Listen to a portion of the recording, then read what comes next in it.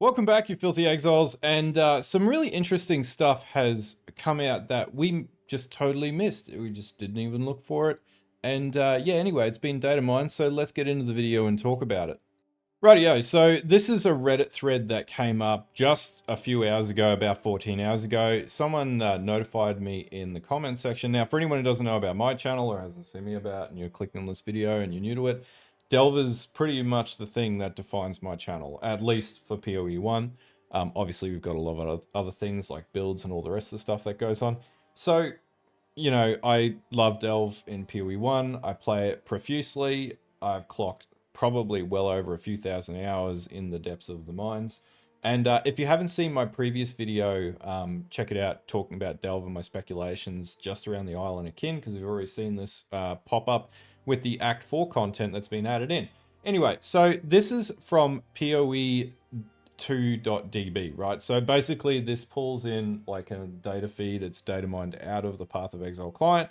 And a few things have come up when this person went to go and search for socketables, right? Number one, Delve socketable currency. Number two, Delve stackable socketable currency. Now, what could this be talking about and what should we expect? Well, number one, this is probably talking about resonators and fossils. We'll briefly touch on that in a moment. And number two, which we'll talk about in a few minutes, which, you know, I guess everybody is keen and eager to speculate about at this stage, is what should we expect in the next expansion or the next patch for the early access in the 0.4. So let's talk about fossils really quickly, and I'll give you an idea. For those who don't know what they are, we'll look at them. Okay, so for those who don't know what sort of drops in Delve in Path of Exile 1, you've maybe heard about it or you watched my previous video. It drops these things called fossils. Now, the significance of fossils in Path of Exile 2 can't be downplayed. Basically, it would be maybe the one of the most deterministic and most perfectly sort of set up systems that could be involved in the game. Basically, in Path of Exile 1, you could hit a fossil onto something and get an abyssal socket. You could get a gem modifier. You could get a corrupted essence modifier.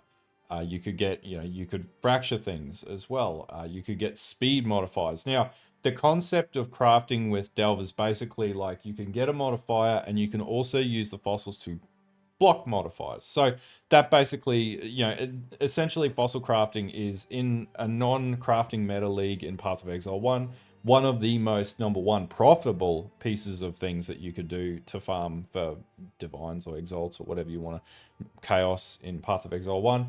But is also one of the strongest ways to craft in the game as well, at least at an early level, until you really start looking at like severe levels of master crafting. But all throughout, like you can get dense fossils for more defense, low life, bound fossils, and defense, by the way, in PoE 2, even the stat applies to energy shield.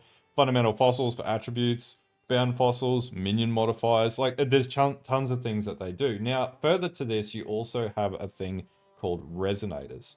Now, resonators in their current form in Path of Exile 1 have 4 types. There we go. There's my hands. And basically you have 4 sockets, you have 3 sockets, you have 2 sockets and 1 socket. And that'll take your item and basically craft it into, it has to be a normal item and a base. And then you craft it into, what you get it to at the end of the day, right? Actually, I don't think it needs to be a normal item anymore. I think they changed that. Anyway, I should know that. Moral of the story, super powerful crafting mechanic. It has perfect placement in Path of Exile 2. And basically Abyss crafting is spectacular in its form, right? But it would be hands down better than any crafting meta that's currently in the game. And not to mention Delve in its own essence is really, really fun if if that's your proclivity. Very good for tanky builds. I suspect for Path of Exile 2, though, it will be a bit different. And if you want a bit more on that, I've got another video I put up about Delve a few weeks ago, which the Island of Kin sort of alludes to. And there's a lot of things that are looking real like Delve is coming very soon. But let's talk about the next topic. So Delve in 0.4. Now, it would make sense. So the release of the 0.3 was in August. So we should expect, they set a 4-month league cycle. So we should expect a league in 0.4, right, being around about December. I think Delve is perfect for that because number one, Delve in December, right? The double D here. Basically, there's every possibility that this could be a thing. the fact that this exists in the game and the fact that they put so much work into the Island of Kin, and the Island of Kin's talking about Sulfite, they've spoken about Sulfite, Jonathan loves Delve, he's confirmed that in the past. Everything is sort of stacking up to Delve in December. There's another couple of things here which alludes to the note from Nico, which is this passage here. Someone, as in Terry1 posted this on Reddit. Now, the most important thing about this is actually this line here, which says, here we are all lying about, sick as dogs, evil closing in around us, get that sulfite, no matter what it takes. This green lot won't stand in our way, not with all we've got going on here. So what this is basically alluding to is it looks like, and Nico, for anyone who doesn't know, check out my last video, I talk about that in great detail. But basically what this is alluding to is that the abyssal enemies of Kulamak are closing in on the dwellers of Delve, and it looks like Delve has maybe sprawled out and become its own thing in an undercity. And if it is an undercity, that's going to be absolutely nuts. And basically what I think will happen is that area will open up to Delve, similar to the Boneyard in Act 2 opening up to Abyss. I think the same is going to happen with Delve, and we're going to see like Nico is built from the Undercity up to the surface again, and he's going to take the war to the abyssal enemies that lie beneath. I think that whole themology is awesome, and also the looming threat from the corruption and everything else from the main storyline just makes a lot of sense. Why do I think that they will add this in, or they may add this in? And I was pretty on the nail about unveiled mods in Abyss. The reason why is, number one, crafting is really, really good with Delve. But the other thing is about game longevity and the way that the end game plays. So a lot of people, and even myself, make the comment that the end game in Path of Exile 2 right now looks very much like Delve. And it does, but it doesn't have that same feel. There's just a lot that you can get from Delve. Now, the big change here with the Waystone system, basically Waystones are now Scarabs, right? Call it what it is, okay? Whether you like Path of Exile 1 or not, that's what it is, right?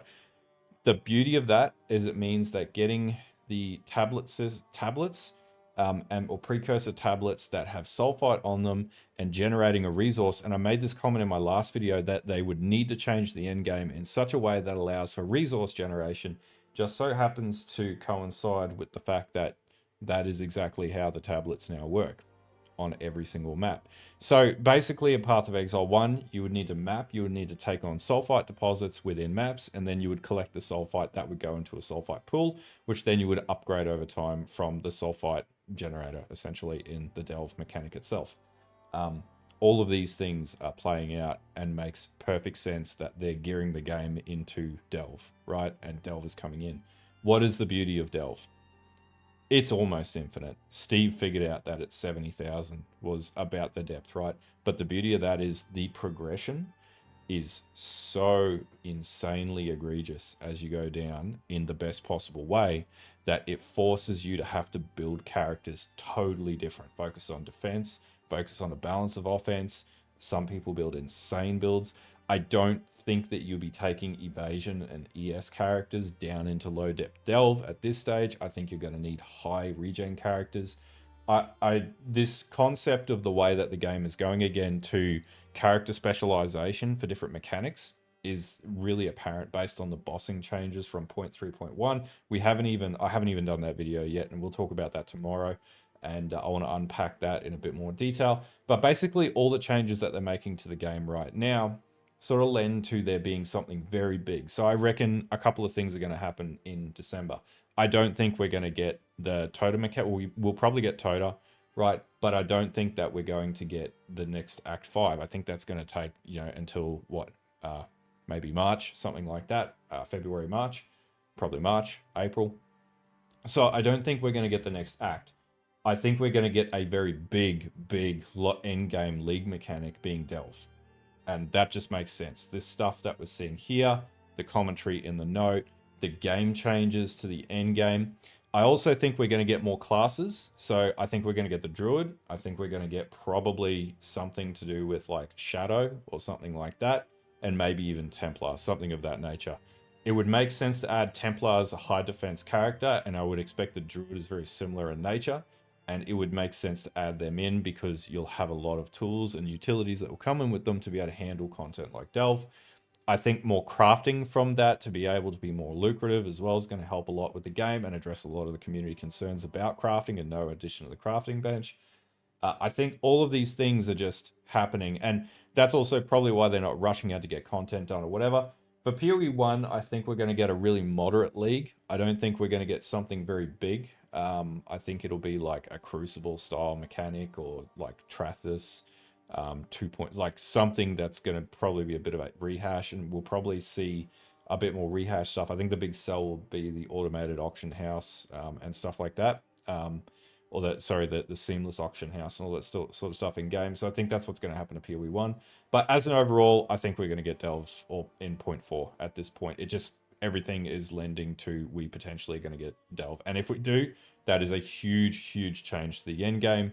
And that, to be honest with you, is we go into full Delve Goblin mode. We will be making every Delve guide under the sun in this channel and on stream. We will be delving like an absolute monster. The Delve playlist comes back up, and that's basically where we live, because quite frankly, Delve is the best mechanic ever put into an ARPG. It is an infinite loot dungeon mine. It's profitable, it's fun, and I can't wait to see Crystal King come back, because he's going to kick some ass and it's going to be fantastic. Anyway, if you like this video, don't forget to like and sub to the channel. Obviously, I'm really enthusiastic because I love Delve, and also it's going to be sick in Path of Exile 2, because Path of Exile 2 is really mounting up to be a fantastic game now with all the changes that have been made.